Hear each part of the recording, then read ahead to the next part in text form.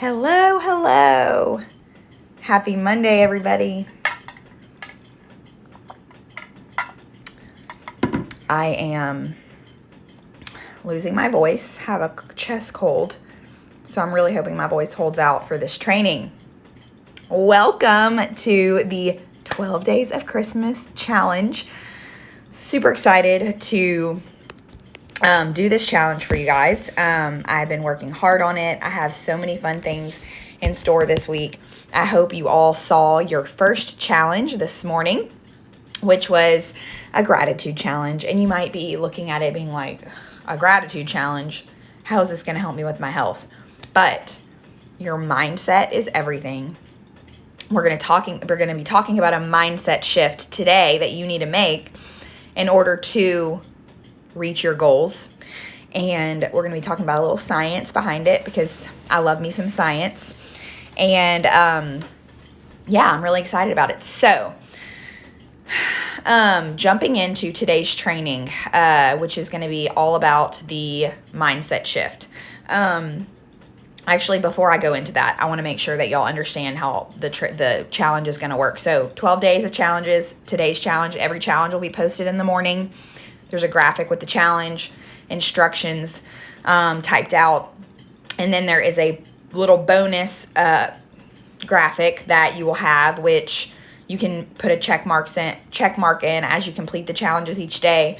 Everybody that's in this group is going to be going into the giveaway drawing for the prizes, one of which is a free 6 weeks of coaching with me. And then there's also going to be some giveaways for some protein and some collagen, some supplement giveaways. So everybody's going into those drawings.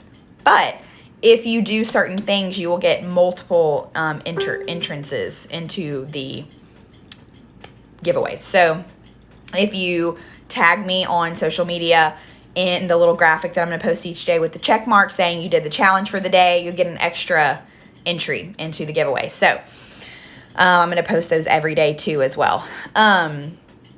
So comment below the gratitude challenge for today and let me know something that you're thankful for. I commented mine below there as well. Hopping into today's training. So this one mindset shift, and it's going to seem like, how could that skyrocket my fat loss results? But a huge part of accomplishing a health goal is being bought in to what you're doing, bought into the process, buying into the process and trusting the process for the long haul, not for 6 weeks, not for 2 months, not for 4 months, for the long haul, and committing it to a lifestyle to see it through and, making the necessary tweaks as you go, right? So the mindset shift that I want all of you to think about and to make ultimately is that right now, a lot of you probably think that in order to accomplish my weight loss goal, in order to reach my health goal, in order to lose 50 pounds or 10 pounds or whatever your goal is, a lot of you probably believe that you have to eat less and you have to work out harder in order to accomplish that goal. And I would love for you to comment below if that is either a belief you hold now or maybe a belief that you used to have that shifted, because I know that I have a lot of clients in here as well. So we're going to talk about some science behind that. But the belief is that you have to eat less and exercise more in order to accomplish your goals. And the shift that I want you to make, the mindset shift that I want you to make, is that you actually have to eat more and work out maybe a little less. Maybe work out a little smarter, not harder, okay? And we're going to talk about the science behind that. So I have a little graph that I'm going to show you about how your body burns calories. Yes, Kelly, love that client. Kelly knows, used to have that belief, but no longer believe that. So this is the graph that I'm going to show you. Now, it doesn't matter if you can read these words. The main thing is that I want you to be able to see the colors. These are the ways your body burns calories. So there's 4 ways your body burns calories. If you are a breastfeeding mom, which I am, and I think there's a good amount on here that probably are, you're going to be burning calories an additional way. Let's call it a fifth way, and I'll touch on that a little bit, but for now we're going to talk about this. So what I want you to first look at is the little tiny blue section right here. You see this little blue? 5%. Does anybody have an idea of the the reason, the way that you burn calories daily, where 5% of that calorie burn comes from? Anyone have a thought on that?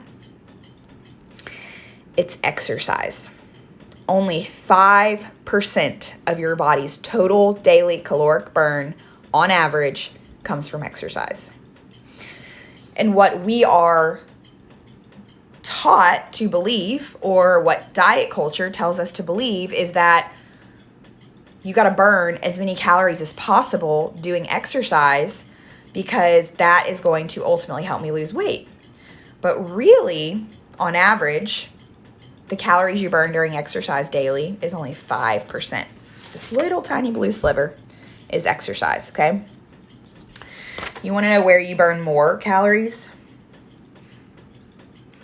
So we like to call it your non-exercise activity thermogenesis. We call it NEAT.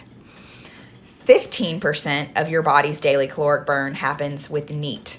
Now let's talk about what NEAT is. NEAT is moving your body. NEAT is me doing this. NEAT is shivering whenever I'm cold. Whew. NEAT is your organs working. NEAT is your cells repairing. It is your everyday movement. It is walking on this treadmill that's in my office to get extra movement. You'll see it has crafts all over it because my 3-year-old thinks that's her playground. So 15% of your daily caloric burn is just from daily movement, walking up the stairs with a load of laundry, standing at your couch, folding laundry, taking a walk outside, strolling your baby, parking far away in a parking lot to walk further, bending down, emptying the dishwasher. Like I said, shivering, blinking your eyes, your organs moving, working, your cells repairing. That is NEAT activity. Okay? 15% of your daily caloric burn comes from that.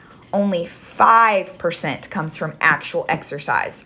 We as humans put so much emphasis on exercise and how many calories we can burn in an exercise, in a workout. And you think you can't get off the cardio machine till you burn 500 calories, and you're so pumped because your cycling class, you just burned 600 calories in your cycling class, and you're like, oh my gosh, I'm just killing it.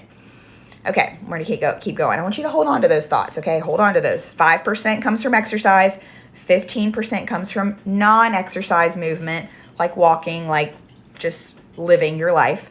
10% comes from the thermic effect of food, digestion.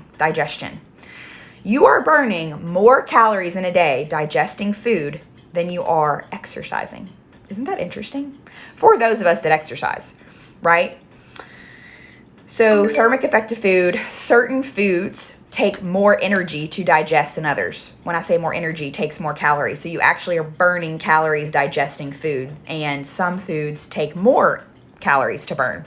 So protein, for example, it takes more calories, more energy to burn protein off as you're digesting it versus, let's say, like carbohydrates, okay? So that's 5% for exercise, 10% for digesting food, 15% for NEAT. And so you can see on here, the NEAT is the orange, walking, just general movement in the day. So somebody who is a couch potato or somebody who sits at a desk all day, not while they're at work, their NEAT is not going to be very high. This is going to be pretty small, right? This is all averages, right? Thermic effect of food, somebody who eats carbs all day long and doesn't prioritize protein, their thermic effect of food is going to be lower because their body is not burning as much to digest food as if they were eating like a high protein diet. You're going to burn more digesting. Exercise activity is only 5%. So let's talk about this. This is what this topic is about today. The 70%, right? 70% of your body's daily caloric burn, right here, this huge pink, is your basal metabolic rate, your metabolism, your BMR, okay? So your BMR, your basal metabolic rate, is determined let's back up. The average BMR is determined based off of your height, your weight, and your age. And you can pull up a BMR calculator right now on the internet and you can figure out what your BMR is. But the number that calculator is going to give you is an average for someone, an average human that is your age, your height, and your weight. A BMR calculator on the internet does not take into account how long you've been dieting, doesn't take into account how much lean muscle mass you have, doesn't take into account how stressed you are, doesn't take into account how well you're sleeping, does not take into account what your exercise actually looks like, all of this, right? So, but your BMR, y'all, your basal metabolic rate is where you burn the most calories. So what I do as a nutrition coach is I focus on making this number as high as possible. Now, we do focus on these things. We make sure this 5% is as effective as it can be. We really put a big emphasis on making sure that your NEAT, your non-exercise activity, is high. 10,000 steps. Anyone ever heard me talk about that? 10,000 steps is very important to make sure that your NEAT, this calorie burn from NEAT, is as high as it can be. We focus on this thermic effective food. We make sure that you're eating foods that are going to burn as high amount of calories as possible. We focus on making sure this 5% of exercise is actually the most effective 5%, because you know what? If you focus on this 5% and making sure it's really good, guess what that does? It makes this number bigger. Makes this number bigger, okay? You know what else makes this number bigger? Eating enough food. You know what ruins this number? You know what makes this pink 70% basal metabolic rate not so great? You know what makes, when you type on the calculator and it says, let's give me, for example, if I went on the internet right now and I typed in BMR for someone that's 33, 5'5", and 140 pounds, it would tell me that my BMR was like 1,400 calories and some change. That means that my body burns 1,400 calories no matter what. If I lay on the couch all day, if I sit at this desk all day long, I'm going to burn 1,400 calories no matter what, okay? Now, that number is 1,400 calories as long as I am a healthy, metabolically healthy human. Did you know that most people in our world today are not metabolically healthy humans? Do you know why? Because of all the processed food, because of all the sugar, because of all the fast food, because of the lack of movement that we have right now in our world, makes people not metabolically healthy. You know what else ruins that number and makes your BMR really, really low? Okay, hang here with me. Dieting. Dieting constantly makes this number suck. It makes it suck, okay? So let's take me, for example. Like I said, 1,400 calories is a metabolically healthy person. I should be burning that while I'm sitting at this desk all day long because my organs are working and I'm blinking my eyes and my lungs are working and all the things, right? I should be burning that.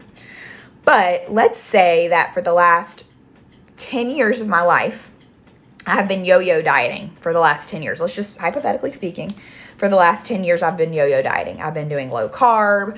I've been doing keto. I did one of those meal programs where they mail you the food and they tell you to eat lean and green meals, and I'm eating 1,000 calories. Let's say that I do spin classes 5 days a week and I run tons of miles.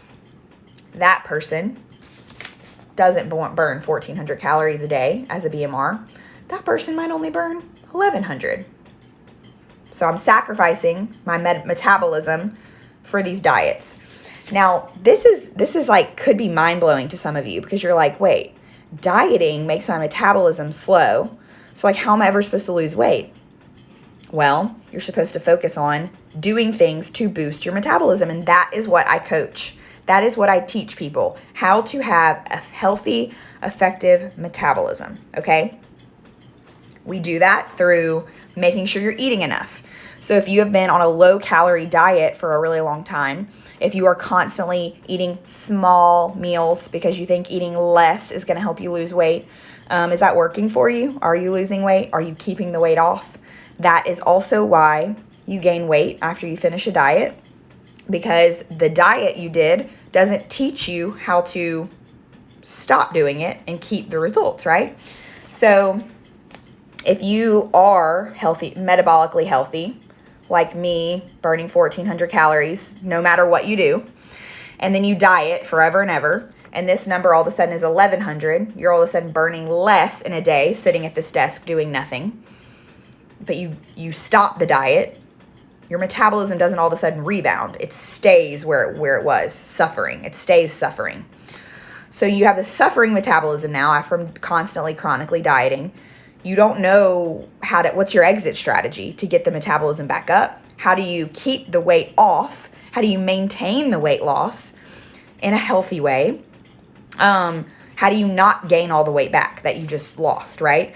That is what I teach my clients. So clients that have been in VIP with me, if you do my 6-week program, we talk about, we do nutrition phasing. You should not be on a diet 365 days a year, which if you are on this training and you're having trouble losing weight, sorry y'all, I said at the beginning, I'm a little bit sick. I have a chest cold. If you have been dieting and you've lost weight, you've been successful, but then you gain the weight back, it's because you haven't focused on that metabolism piece, okay? So many of us think that if we just increase this exercise, if we just burn more calories here, it will help us. But what people don't realize is that excess cardio, running for miles and miles and miles, actually does the opposite. It actually slows your metabolism down. I don't know if any of you, and this is not a blanket statement, but I've had a lot of clients that have had this where you're training for a marathon and all of a sudden you kind of gain some weight and you're like, wow, like I'm usually a pretty fit person. And when I was doing my marathon training, I kind of gained a little weight. Now, there's nothing wrong with marathon training. If you are training to be an endurance athlete, then you know that sometimes you put a little bit of weight on. That's a really great goal if that's like a goal for you. But if your goal is to be lean and toned and have energy and all of those things, endurance training, running lots of miles every day, doing a ton of cardio, doing HIIT style workouts multiple times a week, more than like 2 times. You really don't need more than 60 minutes of HIIT activity in a week. And I have people that come to my program saying that they do Orange Theory 5 days a week. Very, very stressful on your body, and that is lowering your metabolism. That is lowering this pink number when you do that much cardio, that hardcore, that many times a week. So, like I said, I help you increase that number. I help you make sure that your metabolism is optimal. So we focus on weight training because weight training adds lean muscle mass to your body. The more lean muscle mass you have on your body, the higher your metabolic rate is. So right now, me sitting at this desk doing nothing, I am burning more calories because I weight train and I have more lean muscle mass than the average person. Just sitting here doing nothing, I'm burning more just sitting here. Whereas a person who doesn't weight train and doesn't have as much lean muscle mass is going to burn less calories sitting here doing nothing. So it helps your BMR. It helps boost your BMR. The other thing is making sure you're eating enough because so many of us have that mindset that you need to eat less in order to lose weight. So this is the mindset shift this is what I'm talking about. This is the one mindset shift that is going to set you free from diet culture. This is the one mindset shift that you need to make is that eating less and exercising more is actually not going to get you the results that you desire. It is not going to help you achieve the results. Eating less and exercising more is going to make this pink number, the 70% of the caloric burn that your body does in a day, this pink number right here, that's going to make it's going to make this shrink. And if you've been doing it for years and years, if you've been dieting chronically for years and years, if you've been Weight Watchering and ketoing and low carb and meal plans and diet pills that suppress your appetite to make you eat, hardly anything in the day, your metabolism is suffering, okay? This pink is very small. It might be only like 50%. And it's not that the percentage shrinks. It's that the overall calorie amount shrinks. So then your body now is burning less on a daily basis. And if you're not moving your body, if your NEAT activity is down because you don't walk a lot, you sit at a desk a lot, then you're not burning a lot of calories here. If you are eating a high carb diet and sugar, then you're not really burning very many calories here.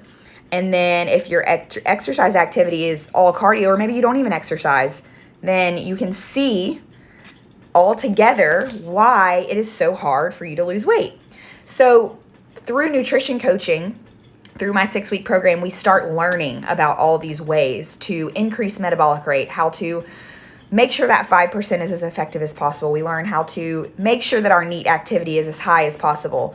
We talk about we don't talk about the thermic effect of food, but the meal guides and the grocery list that you're going to get, which I am going to give y'all a pantry guide today, kind of a kitchen guide more so. You're going to get today a kitchen guide that is going to give you a list of foods that I keep in my kitchen personally, for y'all to kind of have a guideline of like, okay, if I did Emily's program, like what kind of food would I be eating? Guys, I'm here to tell you, it's just real normal food, okay? This is not a chicken and broccoli diet every single day. This is, how to make that meatball pasta casserole a little bit healthier, a little more protein heavy so your whole family likes it, but then also you can reach your goals eating it as well. That is what I am teaching, okay? So I'm going to shut up now. It's been 23 minutes and I don't want to keep y'all on here all day, but I would love to know if you learned something today through this training. Please comment below. I'm going to update this video after with the link to the grocery guide so that you can click the grocery guide. You can print it out. You can use it on your next grocery shopping trip. That is the first of a few free resources that I'm going to be giving y'all this week. And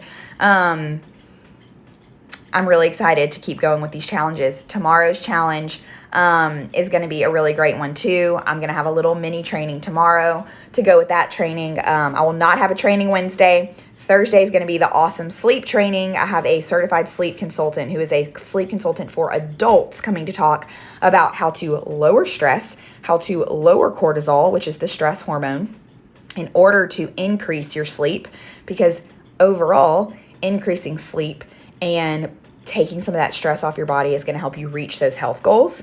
And part of sleeping better is your nutrition. Okay. So I hope this was enlightening. I hope you learned something today. Take a look at the pantry guide or the kitchen guide that I'm going to post.